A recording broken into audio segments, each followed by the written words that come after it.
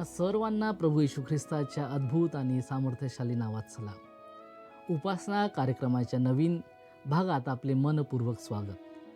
मागील भागात आपण पाहिले की देवाने मोशेला आणि इस्रायल लोकांना आपल्या अभिवचनाची खात्री दिली. जरी परिस्थिती कठीण होती तरी देव आपल्या लोकांच्या सुटकेसाठी कार्य करीत होता.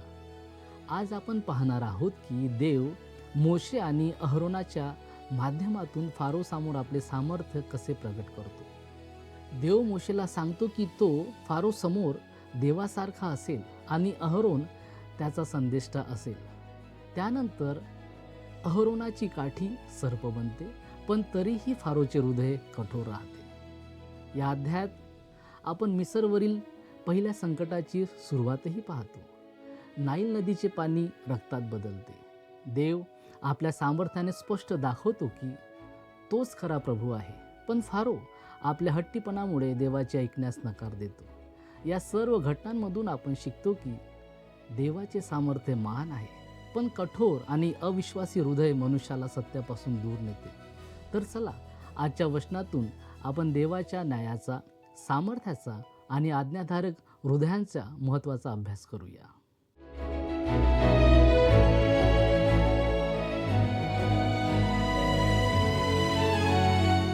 प्रभू येशू ख्रिस्ताच्या मधुर नावात आपणास सलाम.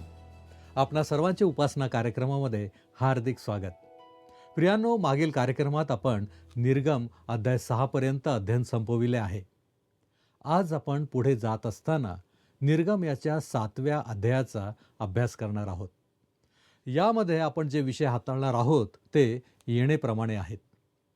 पहिला विषय, मोशेला दिलेल्या कार्याची पुन्हा पुष्टी. याची सुरुवात आपण मागील कार्यक्रमात केली होती.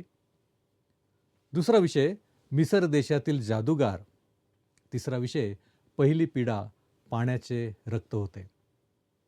इस्रायलचा परमेश्वर देव आणि मिसर देशातील देवतांमध्ये संघर्ष अजून प्रत्यक्ष सुरू झालेला नव्हता, पण आता आपण त्या टप्प्यावर येत आहोत. देव इस्रायल लोकांना, मोशे व अहरोनाला आणि अगदी वृद्ध फारोलाही या संघर्षासाठी तयार करीत होता. मोशे फारोसमोर उभा राहणार होता, पण बोलण्याचे काम अहरोन करणार होता. मोशे जिभेने अडखळणारा होता का? तो तोत्रे बोलत होता का? किंवा त्याला बोलण्यात काही दुसरा दोष होता का? माझ्या वैयक्तिक मतानुसार मोशेची समस्या मानसिक होती. रानात 40 वर्ष घालवल्यानंतर त्याला स्वतःला अपुरेपण जाणवत असावे, पण भीती वाटत असावी. परंतु देवाला हे अगदी स्पष्ट करायचे होते की इस्रायल लोकांची सुटका मोशे नव्हे तर देव स्वतः करणार आहे. तसे पाहिले तर आज आपल्या वैयक्तिक जीवनात किंवा मंडळीमध्ये देवाला सामर्थ्याने कार्य करणे कठीण होण्याचे हे देखील एक कारण आहे. नेहमी एखादी व्यक्ती किंवा एखादी संस्था श्रेय घेण्याचा प्रयत्न करत असते. जेव्हा आपण सतत श्रेय घेण्यासाठी पुढे येतो तेव्हा देवाचा सामर्थ्यशाली उघडा हात प्रकट होत नाही. देवाला मानवी घटक बाजूला करावा लागला, कारण तो देह स्वभावाचा उपयोग करू शकत नाही. प्रेषित पौलाद्वारे देव रोमकरास पत्र याचा 7वा अध्याय आणि 18 वचनामध्ये म्हणतो. आपण ते वचन वाचूया. कारण मला ठाऊक आहे की माझ्या ठाई म्हणजे माझ्या देह स्वभावात काही चांगले वसत नाही. कारण इच्छा करणे मला साधते, पण चांगले ते कृतीत आणणे मला साधत नाही. काही लोकांना हे मान्य करणे कठीण जाते की मनुष्यामध्ये काहीही चांगले वसत नाही, कारण विशेषतः संकटाच्या वेळी ते स्वतःच्या सामर्थ्यावर अवलंबून राहतात. पण देवाला आपला देह स्वभाव नको आहे. तो त्याचा उपयोग करू शकत नाही आणि करणारही नाही. देवाने देह स्वभाव बाजूला ठेवला आणि म्हणून मोशेच्या वतीने अहरोन बोलणार होता. आता आपण मोशेला दिलेल्या कार्याची पुन्हा पुष्टी हा विषय पुढे अभ्यासणार आहोत. आपण निर्गमाचा 7वा अध्याय आणि त्याचं पहिलं वचन आपण वाचणार आहोत. मग परमेश्वराने मोशेला म्हटले, पहा, तुला मी फारोचा देव करतो आणि तुझा भाऊ अहरोन हा तुझा संदेष्टा होईल. संदेष्टा म्हणजे काय याची ही आपल्याला सापडणाऱ्या सर्वोत्तम व्याख्यांपैकी एक आहे. मोशे फारोसाठी देवासारखा ठरणार होता. अहरोन मोशेचा प्रवक्ता होणार होता. अहरोन एक संदेष्टा ठरणार होता. संदेष्टा म्हणजे देवाच्या वतीने बोलणारा, देवाकडून लोकांसाठी संदेश घेऊन येणारा मनुष्य. संदेष्टा हा याजकाच्या अगदी विरुद्ध असतो. संदेष्टा देवाकडून लोकांकडे येतो, तर याजक लोकांचे प्रतिनिधित्व देवासमोर करतो. याजकाने देवाच्या वतीने बोलायचे नसते आणि संदेष्टाने लोकांचे प्रतिनिधित्व करायचे नसते. संदेष्टाने देवाचे प्रतिनिधित्व करायचे असते. अहरोनाने लोकांसमोर मोशेचे प्रतिनिधित्व करायचे होते आणि मोशेने लोकांसमोर तसेच फारोसमोर देवाचे प्रतिनिधित्व करायचे होते. जाऊया आपण पुढं. निर्गमेचा 7वा अध्याय आणि 2 आणि 3 वचन. जे काही मी तुला आज्ञा देऊन सांगतो ते सर्व तू बोल. तुझा भाऊ अहरोन फारोला सांगेल की तू इस्रायल लोकांना तुझ्या देशातून जाऊ दे. मी फारोचे मन कठोर करीन आणि मिसर देशात माझी चिन्हे व अद्भुते विपुल दाखवेन. फारोचे मन कठोर करणे म्हणजे काय? देवाने फारोचे मन कठोर केले का? होय. पण या प्रकारे फारो एक देवाकडे वळण्याची इच्छा असलेल्या दयाळू मनाचा प्रेमळ मनुष्य असता आणि इस्रायल वंशजांना सोडवण्यात आपण मोशेला मदत करावी असे त्याला वाटत असते, तर या अद्भुत फारोचे मन कठोर करणे हे देवाने केलेले दुष्कृत्य ठरले असते. प्रियांनो, तुम्ही जर या वचनांचा अर्थ असा लावत असाल तर तुम्हाला ही वचने नीट समजलेली नाहीत असा त्याचा अर्थ होईल. कठोर करणे हा एक रूपकात्मक शब्द आहे, ज्याचा अर्थ दोराने पीळ घालणे असा होऊ शकतो.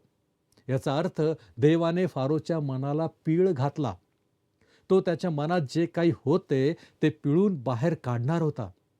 देवाने त्याला ती गोष्ट करायला भाग पाडले जी त्याला खरोखर करायची होती. फारो आजच्या राजकारण्यांसारखा होता. ते त्यांच्या मनात जे असते ते बोलत नाहीत. त्यांना वाटते एक आणि ते बोलतात दुसरेच. फारोला इस्रायल वंशजांना जाऊ द्यायचे नव्हते आणि तरीही आपण एक परोपकारी शासक आहोत असे त्याला दाखवायचे होते. तो एक उदार माणूस आहे असे सर्वांनी समजावे अशी त्याची इच्छा होती. पण इस्रायलला जाऊ देण्याच्या बाबतीत तो कठोर होता आणि देव फारोला न्यायालयात उभे करणार आहे आणि त्याच्या मनात खरोखर जे आहे ते त्याला कबूल करायला लावणार आहे. असे काही लोक असतात ज्यांना त्यांनी अगोदरच मान्य केलेले काम करण्यापूर्वी न्यायालयात न्यावे लागते. देव फारोच्या बाबतीत तेच करत आहे. देव फारोला न्यायालयात उभे करत आहे आणि म्हणत आहे, जे तुझ्या मनात आहे तेच तू प्रगट करणार आहेस. तू एक बोलून दुसरे काहीतरी करू शकत नाहीस. देव या विशिष्ट बाबतीत राजाला आपले काम करण्यास भाग पाडणार आहे. तसे पाहता भविष्यात जो कोणी देवाच्या सानिध्यात येईल त्या प्रत्येक व्यक्तीसोबत देव नेमके हेच करणार आहे. तुम्ही जसे आहात तसेच तुम्हाला पाहिले जाईल. आता कोणताही लबाडीचा प्रकार चालणार नाही. आपल्यापैकी काहींच्या दृष्टीने ही गोष्ट जरा भीतीदायकच आहे, नाही का? यावेळेस आपण पुढे जाऊया. 4 आणि 5 ही वचनं आपण वाचू. तरी फारो तुमचे काही ऐकणार नाही. मग मी मिस्रावर आपला हात टाकीन आणि त्यांना मोठ्या शिक्षा करून मी माझ्या सेना, माझे लोक, इस्रायल वंशज यांना मिस्र देशातून बाहेर काढीन आणि मिस्रावर मी आपला हात उभारून त्यांच्यामधून इस्रायल लोकांना बाहेर काढीन. तेव्हा मिस्र्यांना कळेल की मी परमेश्वर आहे. दुसऱ्या शब्दात सांगायचे तर फारोचे खरे स्वरूप उघड होईल आणि इस्रायलाचा प्रभू देव कोण आहे हे प्रकट होईल. मिस्री लोकांना याची जाणीव होईल. इस्रायल लोकांची खात्री पटेल आणि मोशे व अहरोन यांचा दावा सिद्ध होईल. पुढे आपण जाऊया. 6वं आणि 7वं वचन. मोशे व अहरोन यांनी तसे केले. परमेश्वराने त्यांना आज्ञा केली त्याप्रमाणे त्यांनी केले. मोशे व अहरोन यांनी फारोशी हे बोलणे केले. तेव्हा मोशे 80 वर्षांचा व अहरोन 83 वर्षांचा होता. अहरोन मोशेपेक्षा 3 वर्षांनी मोठा होता. पुढे आपण जाऊया. 8वं आणि 9वं वचन. नंतर परमेश्वर मोशे व अहरोन यांना म्हणाला, तुम्ही स्वतः काही अद्भुत कृती दाखवा असे फारो तुम्हाला म्हणेल. तेव्हा तू अहरोनाला सांग, आपली काठी घेऊन फारो पुढे टाक म्हणजे तिचा साप होईल. फारो कदाचित मोशे आणि अहरोन यांना विचारणार आहे की तुमचे अधिकारपत्र कोठे आहे? तुम्ही माझ्यासमोर आला आहात आणि माझ्याकडे ही अत्यंत मोठी मागणी केली आहे. तेव्हा आता मला तुमचा अधिकार सिद्ध करून दाखवा. अहरोनाची काठी हेच त्यांच्या अधिकाराचे प्रतीक ठरणार होते.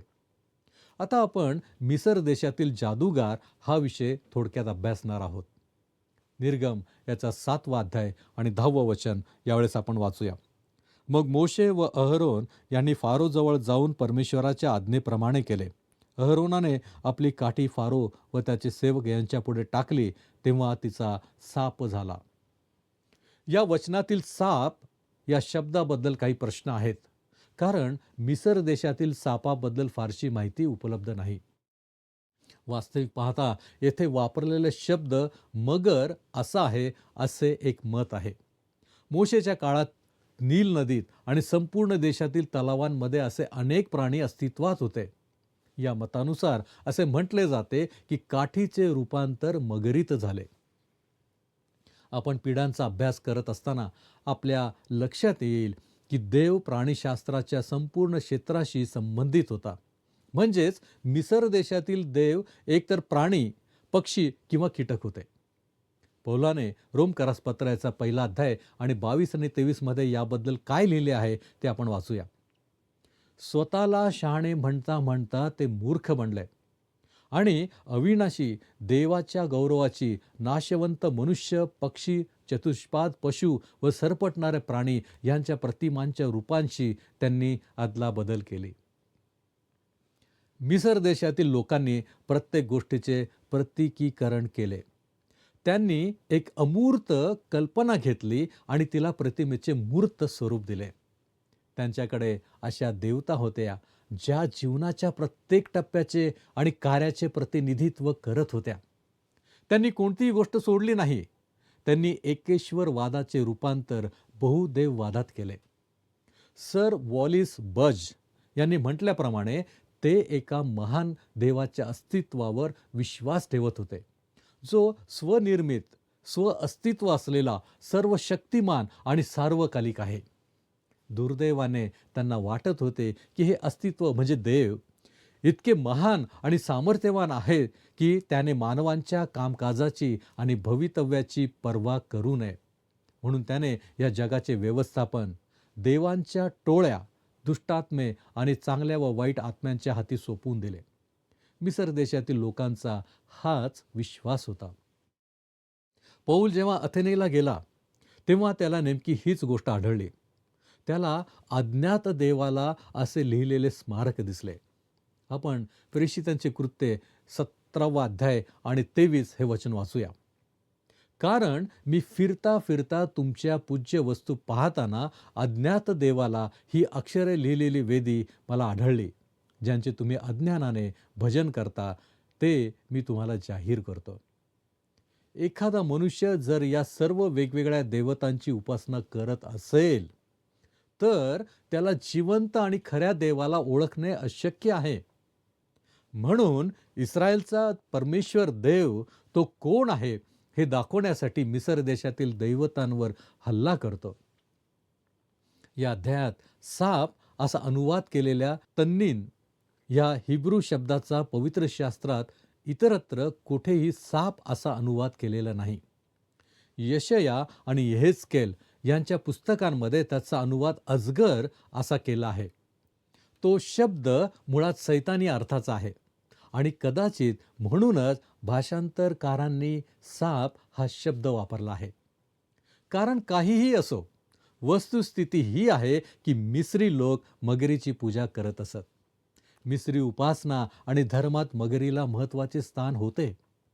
सेबाक हा मगरीचे डोके असलेला एक दुष्ट देव होता. सर्व सूर्यदेवांचा कट्टर शत्रू असलेला अपेपी हा देव मगरीच्या रूपात प्रकट होत असे.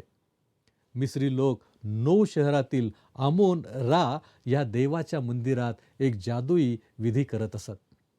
अपेपी हा देव आकाशाच्या सर्वात खालच्या भागात राहत असे आणि दररोज सूर्यदेव रा याच्या उगवण्याला रोखण्याचा प्रयत्न करत असे. तो वीज, मेघगर्जना, वादळे, तुफान, चक्रीवादळे, पाऊस निर्माण करत असे आणि ढग, धुके, दव आणि अंधाराने आकाश भरून टाकून सूर्याचा प्रकाश झाकण्याचा प्रयत्न करीत असे. मिस्री विधी हा अपेपीला नष्ट करण्याचा एक प्रयत्न होता.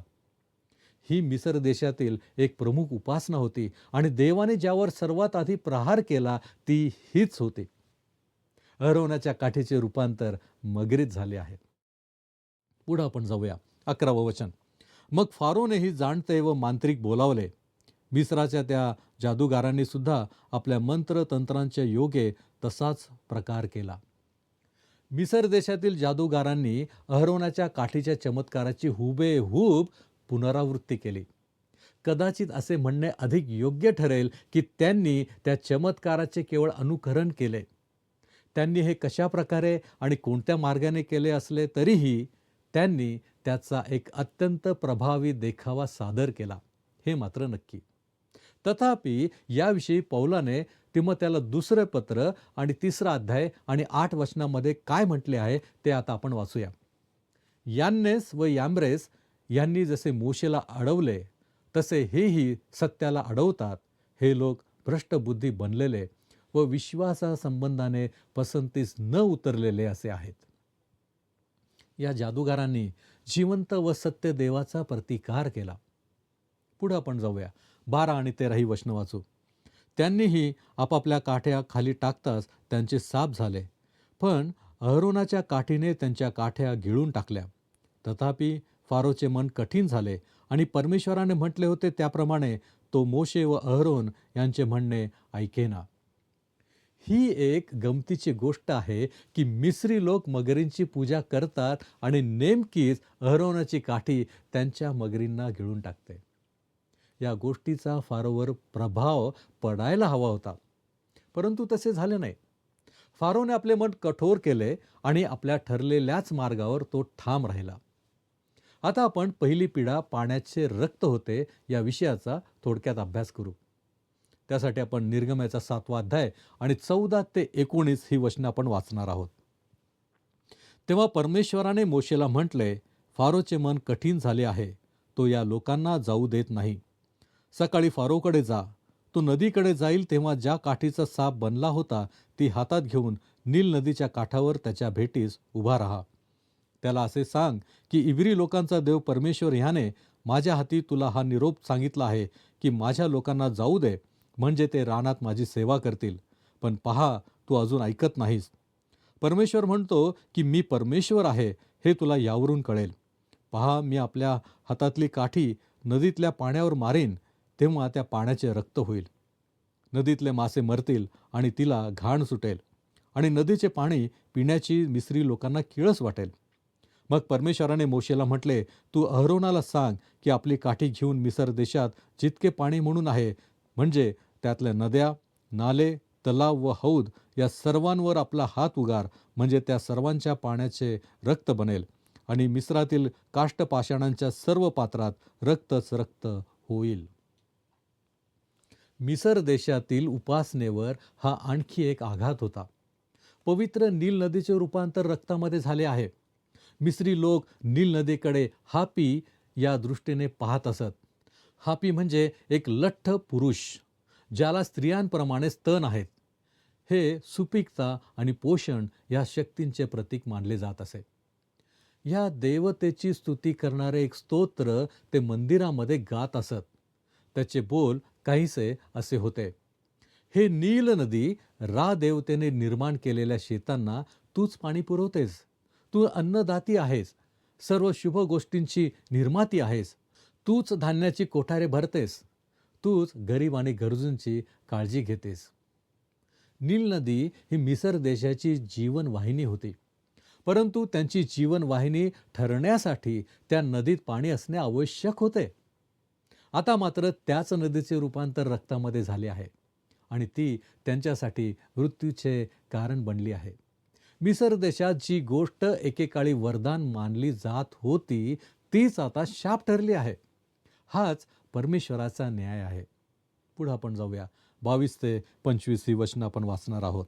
तेव्हा मिस्राच्या जादूगारांनी आपल्या मंत्रतंत्राच्या योगे तसाच प्रकार केला. तरी फारोचे मन कठीण राहिले आणि परमेश्वराने म्हटले होते त्याप्रमाणे तो मोशे व अहरोन यांचे म्हणणे ऐकेना. फारो मागे फिरून घरी निघून गेला. त्याने हे सुद्धा लक्षात घेतले नाही. सर्व मिस्री लोकांनी पिण्याच्या पाण्यासाठी नदीच्या आसपास झरे खणले, कारण नदीचे पाणी त्यांना पिववेना. परमेश्वराने नदीवर प्रहार केला, त्याला 7 दिवस लोटले. ही पीडा 7 दिवस चालू होती. हे परमेश्वराचेच कृत्य आहे याची फारोला खात्री पटली नाही, कारण त्याच्या जादूगारांनाही या पीडेची हुबेहूब पुनरावृत्ती करणे शक्य झाले होते. ही खरोखरच एक आश्चर्यकारक गोष्ट होती. अर्थात हे सैतानाच्या सामर्थ्याचेच प्रकटीकरण होते, परंतु त्या रक्ताचे पुन्हा शुद्ध पाण्यात रूपांतर करण्याची क्षमता मात्र त्यांच्यामध्ये नव्हती. प्रियांनो, या ठिकाणी निर्गम याचा 7वा अध्याय पूर्ण होत आहे. आपला हा अभ्यास आपण असाच चालू ठेवणार आहोत, परंतु आपण पुन्हा भेटूपर्यंत जिवंत देवाच्या सानिध्यात राहण्याचा प्रयत्न करा. त्याचा शोध घ्या आणि त्यावर विश्वास ठेवा. यावेळेस आपण प्रार्थना करू. आमच्यावरती प्रीती करणाऱ्या आमच्या महान प्रेमळ परमेश्वरा, धन्यवाद देतो, तुझी स्तुती करतो, तुझे आभार मानतो यासाठी की प्रभूजी तू आम्हाला कधी सोडत नाहीस, कधी टाकत नाहीस. आमच्या प्रत्येक समस्यांमध्ये प्रभूजी आमच्याकडं तुझं लक्ष असतं. ज्या ज्या वेळेस आम्ही आक्रोश करतो त्या वेळेस प्रभूजी तू आमच्याकडं पाहतोस, कारण तुझ्यामध्ये ती कळकळ आहे. प्रभूजी ती जाणीव तुला होते की आम्ही त्रासामध्ये आहोत, आणि म्हणूनच प्रभूजी आमच्या प्रत्येक समस्यांमध्ये तो आमच्या बाजूने उभा राहतोस. होय प्रभूजी, आम्ही इस्रायल लोकांच्या बाबतीतही जे मिसर देशामध्ये असताना त्रासामध्ये होते, संकटामध्ये होते, त्यांच्या बाजूने उभं राहण्यासाठी प्रभूजी मोशे आणि अहरोन यांची नियुक्ती तू केलीस. आणि आम्ही पाहतो की प्रभूजी त्यांना बाहेर काढण्यासाठी आणि विशेष करून तू परमेश्वर आहेस हे त्यांनी लक्षात घ्यावे. अगदी फारोने सुद्धा यासाठी बापा तू प्रयत्नशील आहे असं आम्हाला दिसून येत आहे. होय परमेश्वरा, आमची काहीशी वृत्ती या मिस्री लोकांसारखी काही वेळेस होते. प्रभूजी आम्ही जिवंत देवाला सोडून आम्ही इतरत्र भटकण्याचा आम्ही प्रयत्न करतो, परंतु परमेश्वरा आज तू आम्हाला दाखवून दिलेलं आहेस की आम्ही खऱ्या विश्वासाने तुझ्याकडे वळावं आणि जे तू संरक्षण आम्हाला देतो ते आम्ही प्राप्त करून घ्यावं. होय प्रभूजी, आज आम्ही लीन नम्र नतमस्तक होऊन तुझ्या चरणापाशी येतो. तू आमचा स्वीकार कर, तू आम्हाला आशीर्वादित कर बापा. आणि प्रभूजी तुझ्या योजनेचा भाग म्हणून आम्ही सदैव तुझ्याबरोबर राहावं याच्यासाठी विशेष अशी कृपा आम्हा प्रत्येकावरती कर. प्रभूजी ही सर्व वचने तू आमच्यासमोर ठेवलीस, याच्याबद्दल आम्ही तुझे मनापासून आभार मानतो. होय प्रभूजी, दैनंदिन जीवनामध्ये योग्य रीतीने चालण्यासाठी तू आम्हाला सहाय्य कर. तारणारा प्रभू येशू ख्रिस्त याच्या गौरवी नावात ही प्रार्थना केली आहे, म्हणून तू ऐक. आमेन. प्रभूची शांती आपणाबरोबर सदैव असो.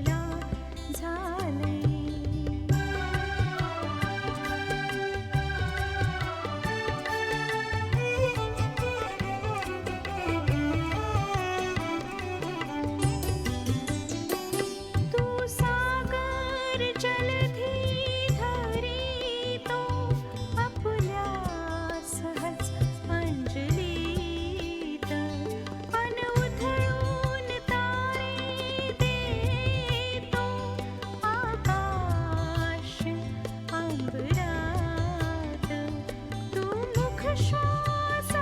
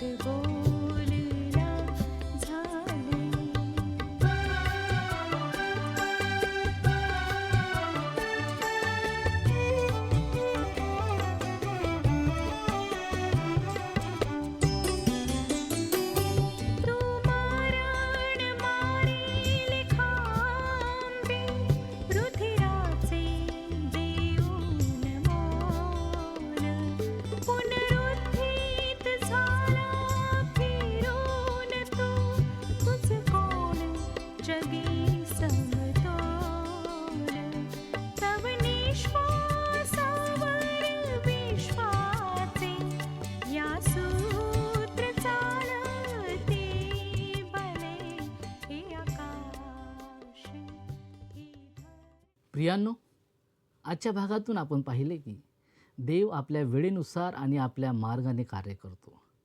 फारोने अनेक चिन्ह आणि चमत्कार पाहिले, तरी त्याचे हृदय कठोर राहिले. यामधून आपण शिकतो की केवळ चमत्कार पाहणे पुरेसे नाही, तर देवाचे वचन स्वीकारण्यासाठी नम्र आणि विश्वासू हृदय आवश्यक आहे. नाईल नदीचे पाणी रक्तात बदलणे हे देवाच्या सामर्थ्याचे आणि न्यायाचे स्पष्ट चिन्ह होते. देवाने मिसरला दाखवले की तोच सर्व सृष्टीचा खरा प्रभू आहे. या अध्यायातून आपल्यासाठी एक गंभीर संदेश आहे. जर आपण वारंवार देवाच्या आवाजाकडे दुर्लक्ष केले तर आपले हृदयही हळूहळू कठोर होऊ शकते. म्हणून आजच देवाच्या वचनाला प्रतिसाद द्या, त्याच्यासमोर नम्र व्हा आणि त्याच्या मार्गाने चालण्याचा निर्णय घ्या. कदाचित देव आज आपल्या जीवनातही काही गोष्टींमधून बोलत असेल. त्याचा आवाज ओळखा आणि उशीर न करता त्याच्याकडे वळा. पुढील भागात आपण पाहणार आहोत की मिसरवर आणखी संकटे कशी येतात आणि तरीही फारोचे हृदय कसे बदलत नाही. तोपर्यंत देवाच्या सामर्थ्यावर विश्वास ठेवा, आपल्या हृदयाला नम्र ठेवा आणि त्याच्या सत्यावर चालत राहा. प्रभूची कृपा आणि शांती आपल्या जीवनात सदैव राहो. धन्यवाद.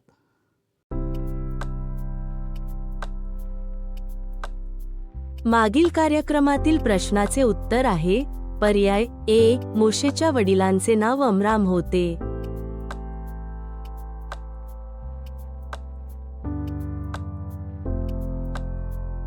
आजचा प्रश्न, अहरोन मोशेपेक्षा किती वर्षांनी मोठा होता? ए.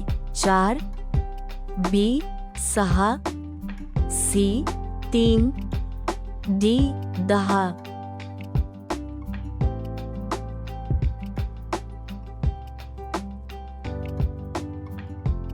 प्रियांनो, या प्रश्नाचे उत्तर उद्या सकाळी 6 वाजण्याच्या आधी पर्याय ए, बी, सी किंवा डी लिहून आपले नाव, पत्ता आणि ठिकाण यासोबत मोबाईल नंबर 7021474742 वर SMS किंवा व्हॉट्सॲप करा. हा कार्यक्रम आपणास आवडला काय? आता आम्हाला एक मिस कॉल करा.